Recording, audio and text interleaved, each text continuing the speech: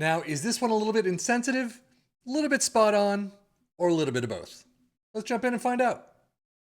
This one is called the Oppenheimer Tactic 433 Explosive.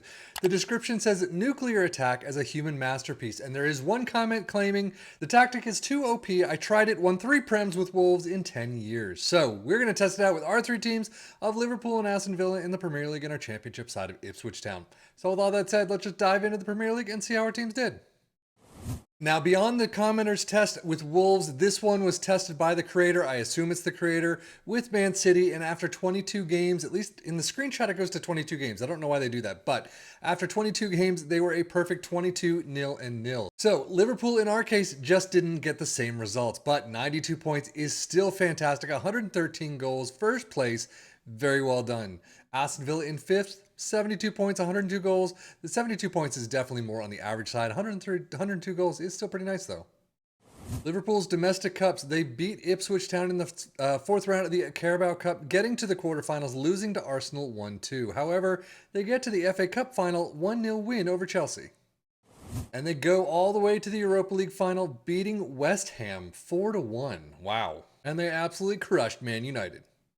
So overall, yeah, 3 trophies is a pretty good season. Squad-wise, they've got some green. They usually do.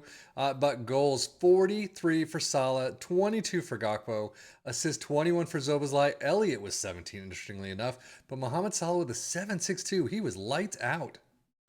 But switching over to Aston Villa, they get to the Carabao Cup final, beating Tottenham. I'm thrashing Tottenham 4-0. They only get to the FA Cup semifinals. I mean, only, but still, they lose out to Chelsea 1-2. And they get European glory of their own. The Europa Conference League final, a 5-1 thrashing over Fenerbahce. But yeah, these 2 teams combined in the Premier League won all 3 domestic cup trophies and both European trophies. So I think that works. Squad-wise, they've got some green of their own. They usually don't get a whole lot, but 58 goals for Ollie Watkins, 24 for Diaby, 20 for Zaniolo, assist 21 for John McGinn, 17 for Diaby, and average rating Ollie Watkins, of course, with a 7.51. Data Hub for Liverpool, of course, they are all in all attacking. I mean, outright attacking, no question about it. Defensively, they're probably about average, a little bit higher than average on certain areas, but overall 2.97 goals per game, 1.16 conceded, 1.12 XG against. Shots per game is there too. Aston Villa having some nice attacking numbers as well. Defensively, definitely a little bit worse than their usual fare, but 2.68 goals per game, 1.58 conceded is big for them. 1.54 XG against. Premier League stats, 2.42 points per game for Liverpool in first, Aston Villa in 5th with 1.89. Most goals, of course, first and second, 113 down to 102. Fewest shots against, Liverpool in 4th with 303. Aston Villa not even making the list. Most possession, 56% for Liverpool, 53 for Aston Villa. Most dribbles made, 741 for Liverpool, Aston Villa with 679. And most shots for 1 and 2 again, 736 for Liverpool and 618 for Aston Villa. That's a lot. But now, how did the tactic do for Ipswich Town in the championship? Well, pretty darn well. 125 points, 1 loss, 5 draws, and 153 goals. Wow, 2 other teams get over 100 goals. Pretty nice season, but still, Ipswich just clear favorites right here. We already saw that Ipswich lost in the Carabao Cup 4th round to Liverpool 2-4. They get to the FA Cup 3rd round. It's the only round they've been in, and they lose to Preston 0-2. So overall, definitely the championship is where it is at. That was a phenomenal season. Squad-wise, they have over half their team is in green, or at least half the team that played. Very well done. 34 goals for Hurst, 20 for Connor Chaplin, 12 for Jack Taylor. Assist 20 for Leif Davis. Of course, he's up there. 18 for Jack Taylor. Average rating, Marcus Arnott gets up there, but Leif Davis, of course, with the 7.56. Championship stats, 2.72 points per game in first, well above Southampton in second. Most goals, again, well above Norwich, but first place Ipswich, 153. Fewest shots against in 4th with 400 flat.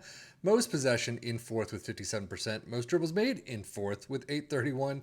And most shots for clearly in first with 860. But now let's take a look at this tactic itself. Of course, it does look like an explosion. It is an attacking tactic through and through. It has worked several tests that we've seen and read about. But we start out with a sweeper keeper in defend, fullbacks on the left and the right in support, ball playing defenders in the central spots, a roaming playmaker in support, 2 CMs in attack, 2 advanced forwards in attack, and then a complete forward in support in the middle.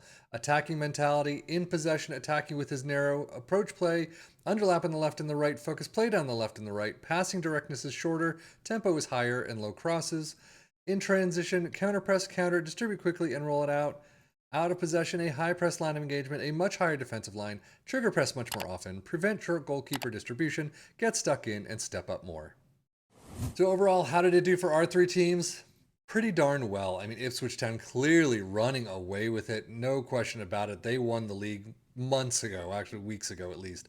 And Liverpool and Aston Villa, yeah, Liverpool at least doing fantastic job. 92 points is through the roof.